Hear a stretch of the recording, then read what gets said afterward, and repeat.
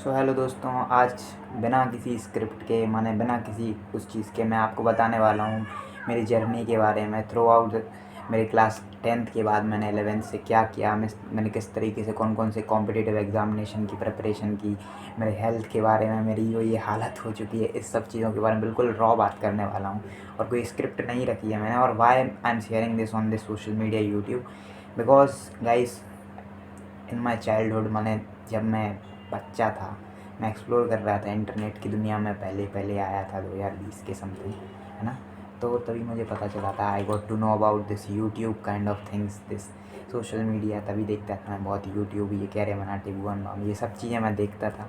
तो इसलिए मैंने सोचा कि भाई यूट्यूब मुझे बहुत पहले से इंटरेस्ट था, तो why not to pursue this right now. और बीच बीच में मैंने काफ़ी बार ट्राई भी किया है टू गो फॉर यूट्यूब, करते हैं कंटेंट करते हैं। तो मैं तो नहीं कर पाया, पर मेरे आसपास के काफ़ी सारे लोगों ने बहुत सही से अपने नंबर्स गेन किए, मैंने यूट्यूब किया, मैं नहीं कर पाया। So it's this video is not about YouTube. I don't know, मुझे शायद आइडिया नहीं है how to make clearly videos, how to communicate your message clearly so that people will get it. But दोस्तों, इन दिस वीडियो में बात करने वाला हूँ मैंने अपनी लाइफ के बारे में। क्लास 10th के बाद मैंने किस तरीके से 11th में क्या किया। सो स्टार्ट करते हैं इस चीज़ को। सो क्लास 10th के बाद जब ही मेरा इंटरेस्ट था सोशल साइंस में, तो मैंने सोचा कि 11th में लेट्स टेक आर्ट्स। तो भाई आर्ट्स मुझे लेनी थी, बट अनफॉर्चुनेटली मैं आर्ट्स नहीं ले पाया।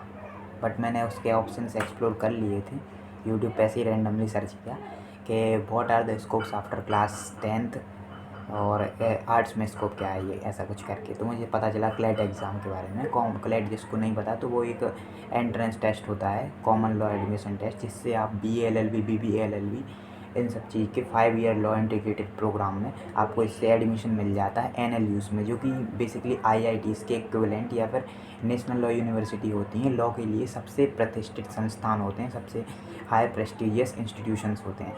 तो बस मेरा यही था, तो मैंने बस उसी के लिए क्लास 11 से मैंने प्रिपरेशन की। मैंने ऐसे ही ऑनलाइन देखता रहा, पर मुझे पता चला कि भाई इसका एग्ज़ाम तो बहुत टफ होता है। इंडिया में 4th-5th नंबर पे आता है ये एग्ज़ाम, टफेस्ट लेवल पे। तो फिर मैंने पापा को बताया मेरे, तो पापा कह रहे कि अगर तुम्हें कोचिंग करनी है तो भाई, फिर मैं कोचिंग के लिए चला गया। यहीं पे मेरे पास में भोपाल लीगल एज में गया। मैं कोचिंग का नाम ही बता देता हूँ आपको, लीगल एज में गया मैं। तो उस कोचिंग में गया, और वहाँ पे मुझे कुछ समझ ही में नहीं आया। मैं एक छोटे शहर का लड़का, Tier 3 टाउन का भाई। I don't know how to speak in English at that time. मुझे एक नॉर्मल कम्युनिकेशन भी करना नहीं आता था। और वहाँ पे सब लोग हाई क्लास के लोग, वो सब लोग इंग्लिश बोल रहे हैं, बहुत ही ऐसे थे, बढ़िया ही अच्छे लेवल पे। लड़कियाँ सिगरेट फूँक रही हैं। पहली बार मैंने देखा भाई एक Tier 1 सिटी को। आई डोंट कंसिडर भोपाल के एज सच बहुत ही बिग वो कुछ था, बट मेरे लिए तो बहुत ही बड़ा स्विच आया, क्योंकि मैं वहाँ पे गया, वहाँ पे लोगों से अच्छे से घुल मिल नहीं पाया, because I was kind of introverted guy. तो मैं ऐसे नहीं बोल पाता था, एक्सप्रेस नहीं कर पाता, किसी चीज़ के विषय बात करने में नर्वस हो गया, तो खुजा रहा हूँ यहाँ पे, या फिर कप रहा हूँ, कुछ भी हो गया है ना। आँखें में आँखें नहीं, थोड़ा वियर्ड रिएक्ट कर दिया, क्लास में डाउट नहीं पूछ पा रहा हूँ। बेसिकली भाई, जिस पर्पस के लिए मैंने कोचिंग ज्वाइन की थी, वो पर्पस ही मेरा फुलफ़िल नहीं हो पा रहा था, और मैंने वहाँ पे मेरे पैसे बर्बाद कर दिए। और क्लास 11th की लास्ट में मैंने डमी स्टूडेंट था, मैं ये तो आपको बताने भूल गया, डमी मैंने एक वो लेके रखा था मेरी सिटी में। तो जब मतलब क्लास 11th के एग्ज़ाम आने वाले थे जनवरी में, तो मतलब फरवरी में एग्ज़ाम होते हैं बेसिकली, मार्च में। तो जनवरी में पापा ने कहा कि तुम घर आ जाओ, तो मैं घर आया। और फिर उसके बाद मेरा स्मॉल पॉक्स हो गया मुझे थोड़ा, तो उसके कारण मुझे मतलब 1 महीना मैंने बहुत ज़्यादा सफ़र किया उससे। और मैं वहाँ से आ चुका था, मेरा बहुत वीक हो चुका था। और आज जो तुम वीकनेस देखते हो मेरे, ये सारी माने जो आप आज वीकनेस देख रहे हो मेरी, ये उसी का कारण हुई है ये सब चीज़ें। बिकॉज इसके पहले तो मैं बहुत ठीक ठाक ही लगता था। तो ये सारी चीज़ें थी। और फिर उसके बाद बस यही सब चलता रहा। फिर उसके बाद मैंने क्लास 12th में घर से ही प्रिपरेशन की। मैंने 2 साल का कोर्स ले रखा था, पर मैंने फ़ीस भर दी थी पूरी, 1,25,000 समथिंग पड़ी थी उसकी फ़ीस। और 1 लाख कुछ वहाँ पे 6 महीने का रहने का लग गया था क्लास 11th में। तो वो मेरा पूरा पैसा वेस्ट हो चुका था। वहाँ से मैंने कुछ आउटकम ही नहीं निकाल पाया। मेरे 30 नंबर आ रहे थे 120 में से क्लैट में। मुझे पता ही नहीं था एग्ज़ाम के बारे में, मुझे पता ही नहीं था कि अनसीन पैसेज पढ़ते कैसे हैं, आरसीस होता क्या है, क्वांट होती क्या है, कैसे इसको अप्रोच करना है। फिर मैं क्या करता हूँ, क्लास 12th में मैं एक ऑनलाइन कोर्स देखता हूँ। तो अभ्युदय पांडे क्लैट ओरिजिन का मैं एक ऑनलाइन कोर्स पे कर लेता हूँ। वो उस समय उनने पहली बार उन्होंने बैच लॉन्च किया था क्लेट 2025 के लिए, तो मैं वो बैच कर लेता हूँ ज्वाइन, और मैं वो बैच ज्वाइन करता हूँ। तो उस समय मैं क्लास 12 के साथ देता हूँ, बहुत ही प्रेशर वेशर लेके, और ऐसे लाइब्रेरी जाता हूँ। तो उस समय भी मुझे कुछ नहीं पता था कि हाउ टू रीड न्यूज़पेपर क्या होता है, वो कैब भी करनी होती है, ये सब चीज़ें भी करनी होती है।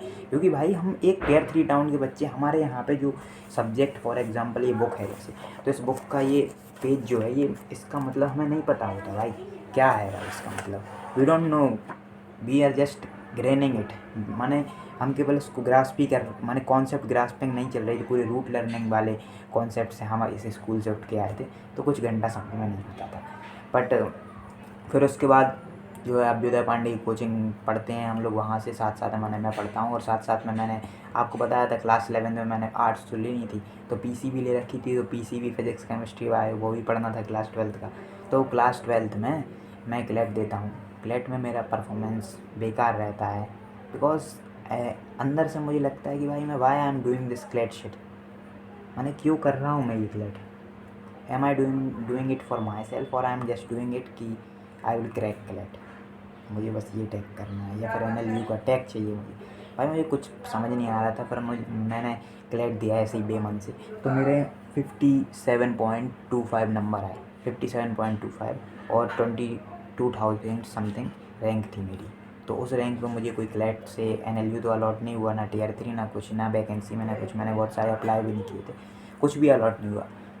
बट मुझे एक गवर्नमेंट लॉ कॉलेज मिल चुकी थी, और CUET से मुझे 2-3 यूनिवर्सिटी भी मिल चुकी थी। फॉर एग्ज़ाम्पल के लिए जो DU भी मिला था मुझे, DU for some different course, क्योंकि मैं साइंस बैकग्राउंड से था, BSc बायोकेमिस्ट्री मुझे DU में एक off campus college Shivaji college में मिल चुकी थी, और BHU में मुझे BA फ्रेंच मिल चुका था। और इसके अलावा मैंने अप्लाई किया था आपके JNU में, तो JNU में मुझे BA इन रशियन लैंग्वेज मिला था और मैंडेरियन लैंग्वेज मिला था, बस ये मतलब इतने मिले थे। और मेरे पास की यूनिवर्सिटी डॉक्टर हरि सिंह गौर यूनिवर्सिटी, तो वहाँ पे मुझे डॉक्टर हरि सिंह गौर यूनिवर्सिटी से एक कोर्स मिल चुका था, जो कि था BA LLB प्रोग्राम, जो कि बहुत ही सही था। मैं वहाँ गया, मैंने वहाँ पढ़ा 5-6 दिन में मैंने स्टार्ट किया, मैंने 1-2 दिन किया, तो मुझे उतना मज़ा नहीं आया वहाँ पे। मतलब मैंने कहा भाई क्या है ये क्लासेस, मैंने जो मैं इमेजिन करके गया था कि भाई क्लेट कर लूँगा तो इतने बढ़िया NLU में जाऊँगा ये वो, बिकॉज शायद मेरा लॉ करने का ड्रीम तो था, but I want to pursue it from the premium institutes, और वो प्रीमियम इंस्टीट्यूट की वाइब नहीं दे रहा था, और बस यही चलता गया। तो फिर उसके बाद मैंने 12th के बाद क्या किया, वहीं पे एक दूसरा कोर्स ले लिया हरि सिंह गौर विश्वविद्यालय में, BSc in geography anthropology and forensic science. तो वो कोर्स मैंने किया, और बस क्लास 12 के बाद जब मैंने वो कोर्स करना शुरू किया, मैंने उसके साथ साथ मैंने क्लेट की प्रिपरेशन की, और मेरे पास ही का टाउन था वो, और सेंट्रल यूनिवर्सिटी में वहाँ पे उतना अटेंडेंस का इशू नहीं था, तो मैं मैनेज कर लेता था मेरे घर ही से, कभी कभी एग्ज़ाम देने चले गए, ऐसे जा नहीं रहा, मैंने कॉलेज कंसिस्टेंटली मैं नहीं गया, और मैंने ऐसे ही नॉर्मल पढ़ के ऑनलाइन पढ़ के पास कर दिया एग्ज़ाम फर्स्ट सेमेस्टर का, और रिसेंटली मैंने उसका सेकंड सेमेस्टर का एग्ज़ाम भी दिया है। पर इसके साथ साथ मैंने क्लेट 2026 भी लिखा, और क्लेट 2026 में मेरी रैंक आई 10,000 समथिंग रैंक आई मेरी, और मैं OBC का कैंडिडेट हूँ, तो OBC में मेरी 18,800 समथिंग रैंक आई मेरी। और बस इस रैंक पे भी मुझे कुछ नहीं मिला, 5 लिस्ट जा चुकी हैं क्लेट की, और इन 5 लिस्ट में मुझे 0 NLU अलॉट हुआ, या फिर कोई भी कॉलेज है, प्राइवेट कॉलेज से कॉल आते हैं, बट वही बात है कि प्राइवेट कॉलेज नहीं करना है, because I don't no, I am at this point कि मुझे समझ नहीं आ रहा है कि करियर में मुझे आगे करना क्या है। समटाइम आई थिंक कि I want to become a filmmaker, sometime I think कि I will become a YouTuber, sometime I feel कि I will go for NEET, क्योंकि मैंने इस साल का ये सब करने के बाद में नीट 2026 भी दे दिया, और उसमें बस थोड़ा बहुत पढ़ के, क्योंकि मैंने CUET में बायोलॉजी पढ़ के रखी थी क्लास 12 की, थोड़ा बहुत मुझे आता था, तो बस उसी बायो के दम पे और थोड़ा बहुत पढ़ के मैंने नीट दिया 2026, और मेरे 180 नंबर आए, तो नीट क्वालिफाई हो गया, तो इसमें मैं प्राइवेट में BAMS वगैरह मिल जाता। सो आई एम प्लानिंग कि वहाँ जाऊँ, बट फिर क्या होता है, नीट 2026 लीक हो जाता है तो भाई पूरा सिस्टम ही हमारा हैंग हो चुका है। और अभी ये सिचुएशन है कि मैं अपने बीएससी के सेकंड सेम के एग्ज़ाम दे के आ चुका हूँ। अभी नीट का जो रीनीट हो रहा है उसके लिए प्रिपरेशन कर रहा हूँ, इसलिए ये बुक रखी हुई है यहाँ पे, ये वाली, ये क्लास 11 की बेसिक बुक है। और मैं बता दूँ तुम्हें, इसकी प्रिपरेशन भी ढंग से नहीं चल रही है। और मैंने बता दूँ अभी 5 बजने वाले हैं और मैं 1:30 बजे से फ़ोन चला रहा था, ये यूट्यूब देख रहा था मैं, क्योंकि मैं बहुत दिन से नहीं देखा था। मेरी बहुत अंदर से क्रेविंग थी, तो मैंने बहुत सारी लाइव स्ट्रीम वगैरह क्या क्या देख लिया, मैं कंज्यूम किया बहुत सारा। बस यही सारी चीज़ें हैं और हेल्थ पूरी ख़राब हो चुकी है। तो ये सारी वीडियो मैं इस वीडियो में ये सब चीज़ें इसलिए बता रहा हूँ, और क्योंकि मुझे अब इम्प्रूव करना है। I want to do something because not only I am suffering but my father, he is truly suffering भाई। क्यों? क्योंकि भाई वो इंसान भाई, he is doing full work with dedication for me भाई। पैसे कमाने वाला वर्क नहीं, वो तो वो कर ही रहे हैं भाई, वो तो कर ही रहे हैं। बट इसके अलावा शायद ही कोई माँ बाप अपने बच्चों के लिए ऐसा करता होगा। But he is searching for an L vacancy, he is searching for some option so that I can pursue that option and get that career, and he told me भाई कि everything will be fine। और भाई बहुत ज़्यादा hope, सोचो इतना, मतलब मुझे एक लूज़र सा फील होता है, समझ रहे हो तुम? तो यही सारी चीज़ें हैं और मैं फिर भी मैं ढंग से नहीं कर पा रहा हूँ। तो मैं ये वीडियो बना रहा हूँ ताकि मुझे खुद के लिए एक सेल्फ रियलाइजेशन हो कि भाई मैं कर क्या रहा हूँ। और ये जो हँस के मैं ये वीडियो मैंने बनाई शुरुआत में और अभी ये कर रहा हूँ, मैं बस चाहता हूँ कि भाई मुझे पता चले कि मैं क्या करना चाहता हूँ।